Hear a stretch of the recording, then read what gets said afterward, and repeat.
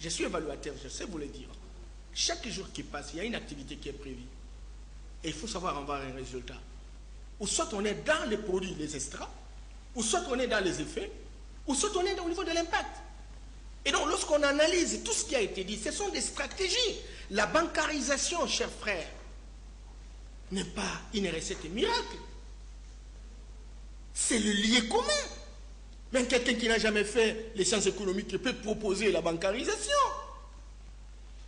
Ce n'est pas une solution. Vous savez, lorsqu'on est dans une salle d'urgence, on a besoin de leaders transformationnels. On a besoin de leaders qui peuvent déplacer des montagnes, des leaders innovateurs, visionnaires, transformationnels, motivateurs, qui sont capables de déplacer les montagnes. Mais lorsqu'on parle de la bancarisation comme étant un résultat, non. On a sécurisé le paiement des il faut que je termine. Il faut que je termine. Oui. La bancarisation n'est pas un résultat.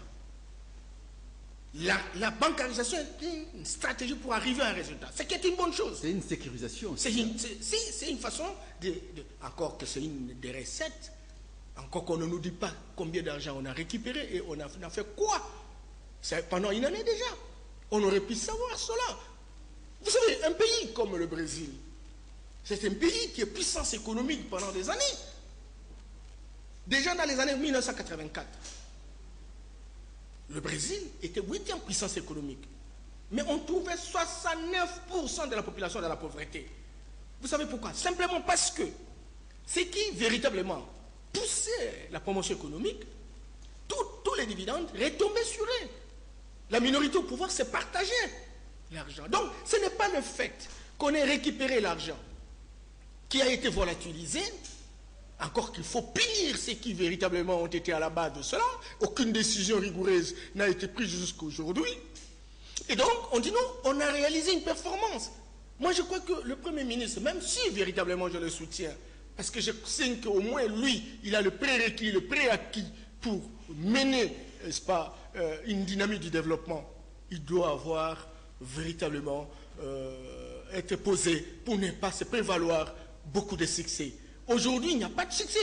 Et il sait que dans l'appréciation de la performance, n'est-ce pas, d'une action gouvernementale, l'indicateur doit être apprécié en fonction de la répercussion sur le citoyen, sur la population. Aujourd'hui, on a promis ce qu'on peut appeler la puissance énergétique et environnementale. Où est l'énergie? L'Afrique, la moyenne en Afrique subsaharienne, c'est 30% de la moyenne électrique. Mais nous n'avons que 9%. Nous ne représentons rien. Et pourtant, nous avons un potentiel énergétique le plus grand d'Afrique. Mais nous n'avons que 9% sur la moyenne des 30. Les petits pays sont déjà à 30. Il y en a ceux qui sont à 45, à 100. Mais nous sommes à 9%. Et donc, lorsque on veut parler de choses, lorsque dans la ville de Kinshasa, on ne sait pas desservir l'eau, aujourd'hui on parle de plus en plus de l'économie verte. Mais si on a des dirigeants transformationnels, mais écoutez, il faut y réfléchir, parce que nous avons le vent, nous avons le soleil, nous avons l'eau, et nous ne pouvons pas manquer de l'énergie. Voilà la question de la population, M. Norbert Yamba Yamba. La population dit, lorsqu'elle a suivi d'ailleurs le discours, le message ou le bilan du Premier ministre, la population se demande, tout marche, d'accord, on comprend, dans chaque secteur, dans chaque ministère, donc c'est du positif, il n'y a pas de problème. Mais tout marche. Mais qu'est-ce qui peut expliquer que finalement qu'au niveau de la base, auprès de la population, rien ne va, rien ne change, c'est l'homéostasie totale. Depuis avant les élections, on a eu les élections, on a eu gouvernement Matata, tout ça, Mouzito, tout ça, jusqu'au jour d'aujourd'hui, c'est l'homéostasie, le même style de vie.